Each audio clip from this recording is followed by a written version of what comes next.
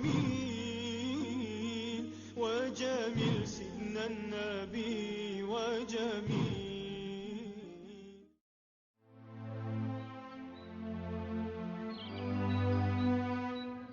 السلام عليكم ورحمة الله وبركاته. أعزائنا المشاهدين أحباب النبي صلى الله عليه وسلم، أهلا وسهلا بحضراتكم في لقاء جديد مع حب جديد مع الحبيب محمد صلى الله عليه وسلم.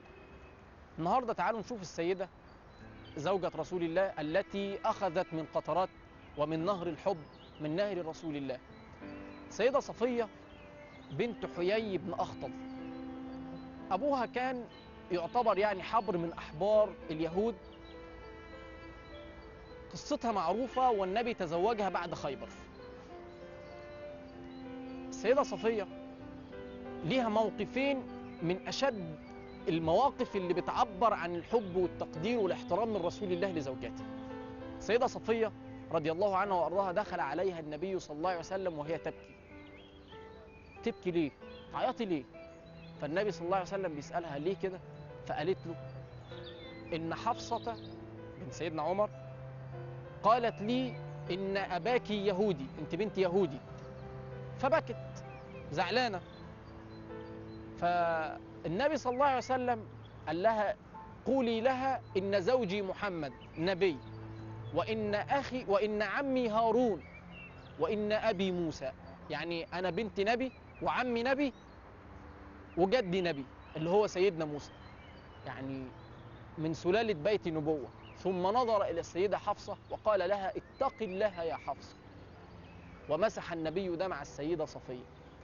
النبي صلى الله عليه وسلم في موقف آخر مع السيدة صفية يدخل عليه، يعني وهم ماشيين في عائدين من خيبر، النبي صلى الله عليه وسلم نزل رجل يسوق الراحلة بتاعة السيدات، فجري بالجمال وهم راكبين.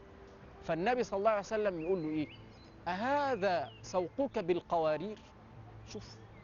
شوف اللطف، شوف الحب. يقول له أنت كده ينفع تسوق كده بالسيدات؟ دول قوارير، دول زي الإزازة بتاعة العطر، ينفع تجري بيها وتهرجل كده؟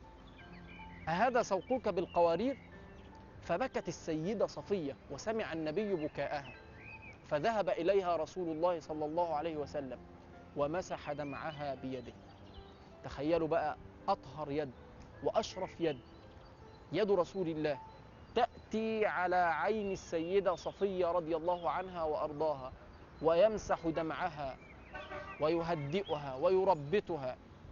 فزادت السيدة صفية في البكاء، فانتهرها النبي، يعني قال لها كفاية، وأنزل القوم، أمرهم أن ينزلوا، يعني ينزلوا بقى خلاص.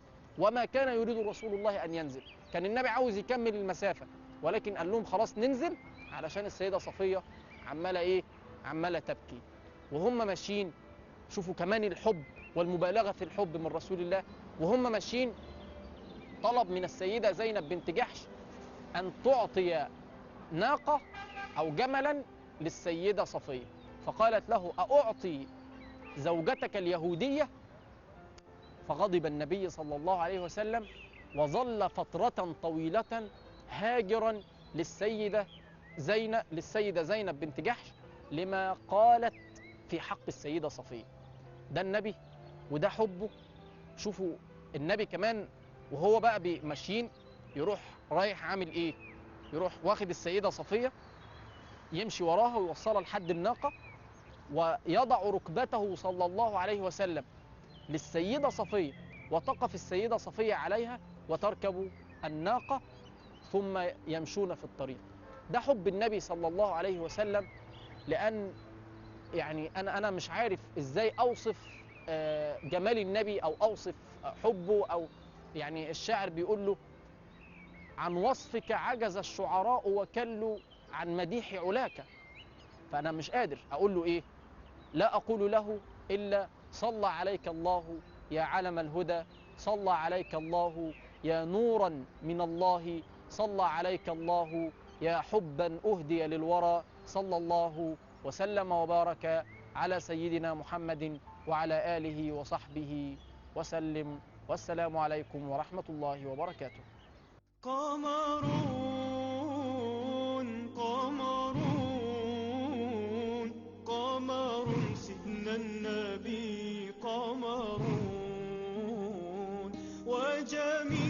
وجميل وجميل وجميل سيدنا النبي